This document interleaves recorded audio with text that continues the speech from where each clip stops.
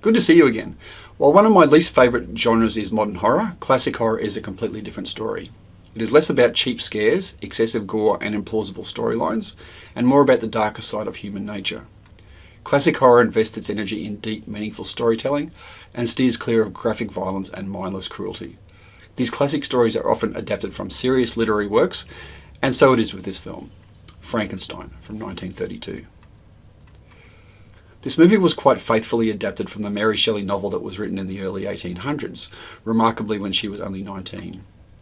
While the story has been adapted for the stage and screen many times, subsequent films took their cues from this film rather than the novel. In the novel, Dr. Frankenstein builds and animates the monster in what is essentially his dormitory room, using an unknown method, although there are some hints that it involves mixing of chemicals. In the film, the castle laboratory with all its electrical equipment and energy source from a bolt of lightning are the site and the method of the monster's creation. The monster in this film does not physically resemble the character in the novel. It was makeup artist Jack P. Pierce who came up with the innovations such as the monster's flat head, the bolts through the neck, which were actually electrodes, the droopy eyelids, the poorly fitted suit, the monster's green skin. The result of using greyish-green grease paint that appeared as a deathly pale grey tone on black and white film. The makeup took 4 hours each day to apply, and Boris Karloff removed his partial bridge work as a part of the monster makeup process to create the sunken cheek look.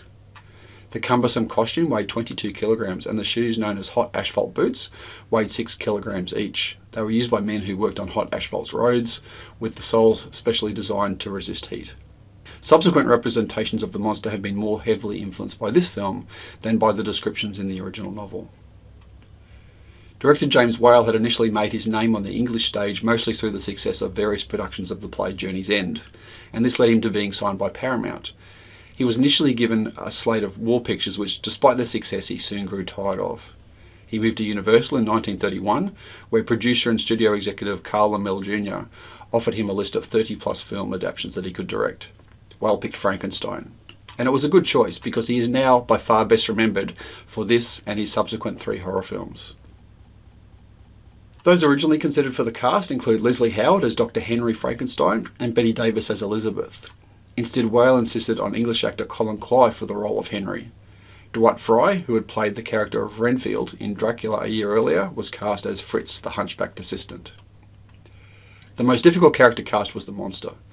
Bela Lugosi was offered the role but famously turned it down. A 20-minute test reel starring Lugosi as the monster and directed by Robert Florey was filmed on the Dracula sets, but the footage has not been seen since 1931 and it's likely lost. Only a poster featuring the vague likeness of Lugosi as a 30-foot colossus remains. It has been reported that Lugosi's makeup resembled the Golem, with a large broad wig and a polished clay-like skin. By turning down the role, Lugosi inadvertently paved the way for Boris Karloff's fame. Without this opportunity at the age of 44, Karloff might well have continued in the same obscure villain bit parts he'd played since arriving in Hollywood.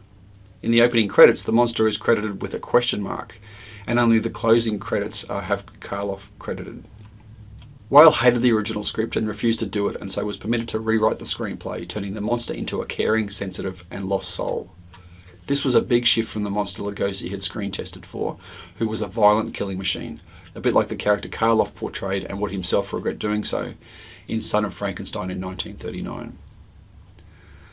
The screenplay originally called for Henry Frankenstein to die from his fall from the burning mill, but when Universal decided for a happy ending, Colin Clive had already returned to England, so a stand-in was used for the fast shots of him recuperating in his bed with his fiancée at his side. Ken Strickfaden, who created all the electrical gadgets and effects for the movie, also doubled for Boris Karloff during the sequences that showed the million-volt sparks flying over his body.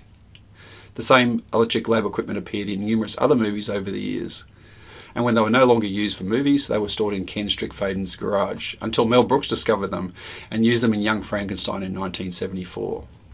Rock band Kiss also used Strickfaden's lighting machine on their Spirit of 76 tour, but it was soon dropped from their show as it was deemed unpredictable and dangerous.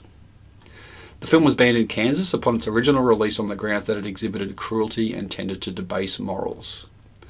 While this was a pre-code film that escaped the censors on its initial release, when it was re-released in the late 1930s, the censors demanded numerous changes.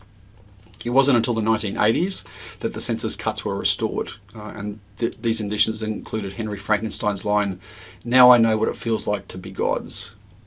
A sequence with Fritz, Frankenstein and the monster wrestling for control before they knock him out. The sequence of the little girl Maria being accidentally drowned. Shots of Dr. Waldman injecting the monster with a hypodermic. Several shots of Fritz tormenting the monster, and the sequence in which Fritz is killed. In 1991, Frankenstein was added to the National Film Registry by the United States Library of Congress. It was included at number 87 amongst the American Film Institute's 1998 list of great American movies, but didn't appear on the 2008 list. It is one of the 1001 movies you must see before you die.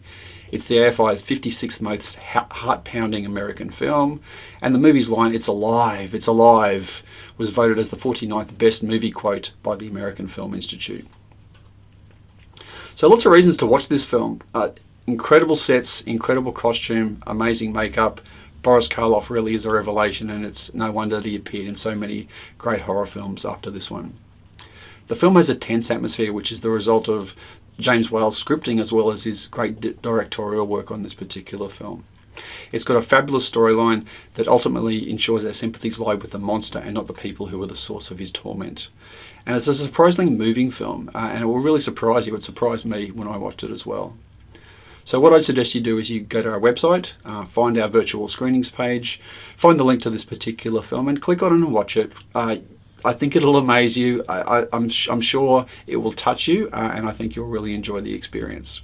But we'd always invite you to come back, let others know what you think about this particular film and whether you'd recommend it for them. And then we'll see you back again in the not too distant future for our next classic films review. Catch you next time.